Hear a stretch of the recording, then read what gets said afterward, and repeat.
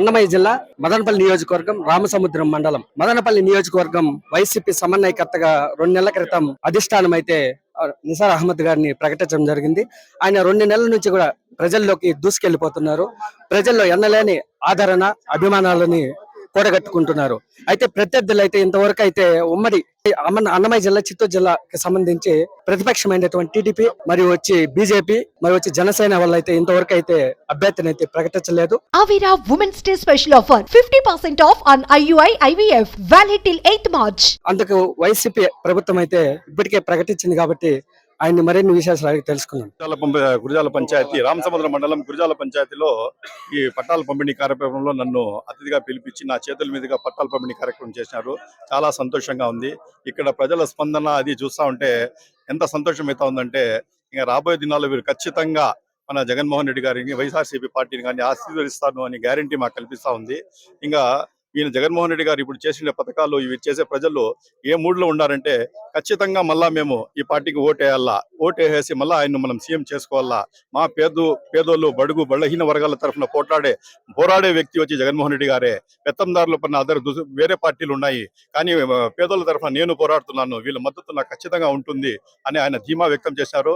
అదేవిధంగా ఆ స్పందన కూడా మేము ఈరోజు చూస్తూ ఉంటే ప్రజల్లో అదే స్పందన కనిపిస్తూ ఉంది. ఎక్కడ చూసినా హారతులు పడతా ఉన్నారు. నేను చూస్తూ ఉంటే ఇప్పుడే మాకు అనిపిస్తూ ఉంది.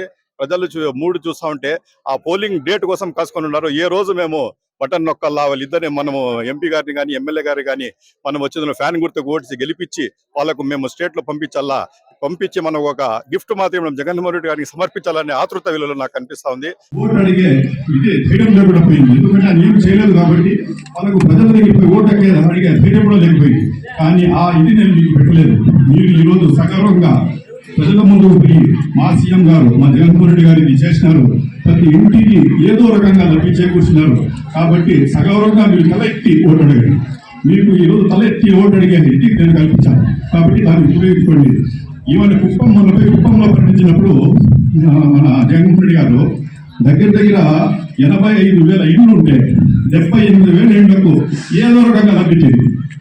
చంద్రబాబు నాయుడు కాన్స్టిట్యూన్సీ ఉంటే కూడా ఆయనకు పార్టీలకు అతీతంగా ఆ కాన్స్టిట్యూన్సీ కూడా 78,000 ఇండ్లకు ఏదో రకంగా లభించవచ్చు. అంటే ఆయనకు పార్టీలకు అతీతంగా కుల మతాలకు అతీతంగా ఏదైనా ప్రజల కోసం విలువ చేస్తున్నాడంటే కేవలం జగన్మోహన్ రెడ్డి గారు. ఈరోజు మనకు ఆయన అవసరం. ఎటువంటి అట్లాంటి చెప్పులు మనం బాగా పెట్టుకుంటే దాని నీడలో ఇంకా రాబోయే నాలుగు కూడా సురక్షంగా ఉన్నాడు. ఈ రోజు పేదలకు వాళ్ళకు ప్రజల దగ్గర ఓటు అడిగే ధైర్యం కూడా లేకపోయింది. కానీ ఆ ఇది నేను మీకు పెట్టలేదు. మీరు ఈరోజు సగర్వంగా ప్రజల ముందుకు పోయి మా సీఎం గారు మా జగన్మోహన్ రెడ్డి గారు ఇది చేసినారు, ప్రతి ఇంటికి ఏదో రకంగా లబ్ధి చేకూర్చున్నారు. కాబట్టి సగౌరవంగా మీరు తలెత్తి ఓటు అడగండి. మీకు ఈరోజు తలెత్తి ఓటు అడిగే ఇంటికి నేను కల్పించాను కాబట్టి దాన్ని ఉపయోగించుకోండి. ఈవెన్ కుప్పంలో ప్రకటించినప్పుడు మన జగన్మోహన్ రెడ్డి గారు దగ్గర 85,000 ఇండ్లు ఉంటే 78,000 ఇండ్లకు ఏదో రకంగా లభించింది.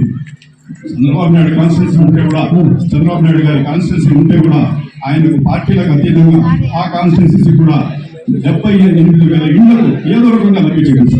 అంటే ఆయనకు పార్టీలకు అతీతంగా కుల మతాలకు అతీతంగా ఏదైనా ప్రజల కోసం విలువ చేస్తున్నాడంటే కేవలం జగన్మోహన్ రెడ్డి గారు. ఈరోజు మనకు ఆయన అవసరం.